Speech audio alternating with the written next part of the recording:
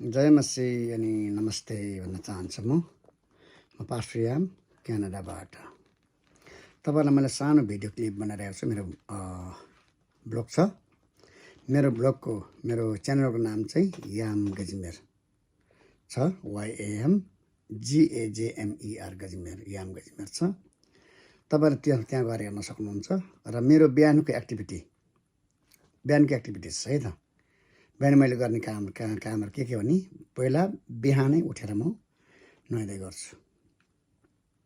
नुहाइदै गरिसकेर अनि म प्रभुसँग बातचित गर्छु अथवा प्रार्थना गर्छु प्रभुसँग। प्रार्थनामा अमिन भइसकेपछि अनि मेरो भिटामिनहरू तयार पार्छु म।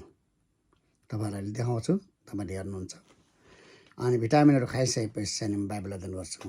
हामीलाई याद गर्नुहोस् कि शरीरको लागि भिटामिन चाहिन्छ भने आत्माको लागि परमेश्वरको वचन अध्ययन गर्नुपर्ने हुन्छ। अनि परमेश्वरको वचनले मात्रै हाम्रो जीवनमा कहाँ टुटेको छ, कहाँ भत्किएको छ, कहाँ के भएको छ, त्यहाँ सबै नै त्यो चाहिँ परमेश्वरको वचन चाहिँ हाम्रो लागि बत्ती हो है। अनि हाम्रो लागि जीवन हो। र तपाईँहरूलाई एक्टिभिटिज मेरो बताउन मलाई त्यति गाह्रो पर्दैन। तपाईँहरूले बिहानै उठ्नुहोस्, बिहान उठेर नुहाइदै गर्नुहोस्, फ्रेस हुनुहोस् है। बिहानको झिसमिसे प्रार्थना प्रभुले चाहनुहुन्छ। र बिहान उठेर तपाईँले नुहाइदै गरिसकेपछि चाहिँ त्यति उता तपाईँहरू कहाँ जहाँ तपाईँहरूको अध्ययन गर्नुपर्ने, प्रार्थना गर्नुपर्ने, चियापानी खानुपर्ने, यता भिटामिन खानुपर्ने होइन, त्यहाँदेखि कहाँ जानुपर्ने सबै कुरो तपाईँहरूले आफूलाई स्कुजल बनाउनुहोस् यही भन्न चाहन्छु। तपाईँहरू एक्सर्साइज गर्दै हुनुहुन्छ होला, एक्सर्साइज गर्न नभुल्नुहोस्। कोलेस्ट्रल छ, तपाईँहरूलाई प्रेसर छ भने फेरि अन्डा, अङ्गुर, दुधहरू नखानुहोस्। र कोलेस्ट्रललाई हटाउनको लागि चाहिँ, कोलेस्ट्रललाई फ्याँक्नुको लागि चाहिँ पहिला कुरा चाहिँ एक्सर्साइज हो। सबैभन्दा ठुलो कुरा एक्सर्साइज हो। एक्सर्साइज गर्नुहोस्। एक्सर्साइज गरेपछि तपाईँको खुन सर्कुलेसन हुन थाल्छ। अनि कोलेस्ट्रल चाहिँ केलाई भन्छ भन्दाखेरि चाहिँ तपाईँको नसामा, भित्र नसामा, मुटुमा बोसो जामेपछि चाहिँ त्यहाँबाट खुन सर्कुलेसन नभएपछि चाहिँ तपाईँलाई हाई प्रेसर हुने सुरु हुन्छ। र अहिले म बाहिर कहाँ हिँड्न आँट्यो र यो टोपी मैले लगाएको छु। बाहिर घाममा जाँदाखेरि टोपी यो लाउँछु म। र अहिले मैले रेडी गरेको छु बाहिर जानको लागि। र यो भिडियो हेरेर तपाईँहरूले लाइक एन्ड सब्सक्राइब गर्न नभुल्नुहोला। र तपाईँहरूले लाइक एन्ड सब्सक्राइब गरिदिनु हो भने चाहिँ फेरि अर्को भिडियो आउने नै छ। हवस् ल। जय मसी, नमस्ते, गड ब्लेस यू। नमस्ते अनि जय मसी भन्न चाहन्छु। यो मेरो डाइट हो बिहानको। तर यो डाइटहरू खानुभन्दा पहिला बिहान उठ्ने बित्तिकै म पहिला चाहिँ नुहाउँछु। नुहाइदै गरिसकेपछि फ्रेस हुन्छ, प्रार्थना बस्छु।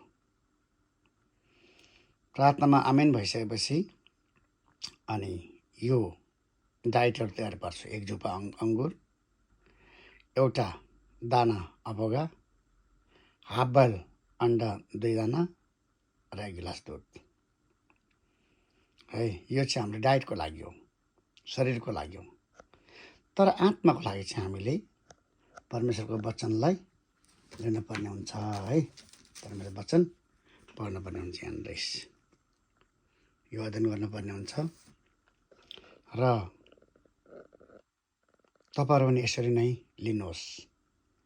यदि कोलेस्ट्रल छ भने, प्रेसर छ भने फेरि यसलाई नलिनुहोस् है त ल, कोलेस्ट्रल छ भने। तर कोलेस्ट्रल चाहिँ दबाईले होइन, तर तपाईँको एक्सर्साइजले तपाईँको कोलेस्ट्रल जान्छ। एक्सर्साइज चाहिँ ठुलो कुरा चाहिँ। कोलेस्ट्रल चाहिँ के हो भन्दाखेरिमा चाहिँ हाम्रो नसामा भित्र अनि मुटुमा बोसो लाग्ने अनि खुन सर्कुलेसन हुन सक्दैन। त्यहीँबाट हाई प्रेसर पनि हुनसक्छ। र तपाईँहरूले यदि कोलेस्ट्रल छ, तपाईँहरूलाई हाई प्रेसर छ भने चाहिँ फेरि नखानुहोस् है त।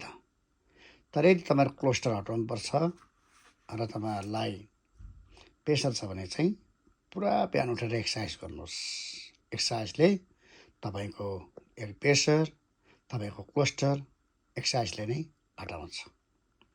हुन्छ, सबैजनाले हेरिदिनुहोस् र मन पराइदिनुहोस् र मलाई यो भिडियो हेरेर लाइक एन्ड सब्सक्राइब गरिदिनुहोस्।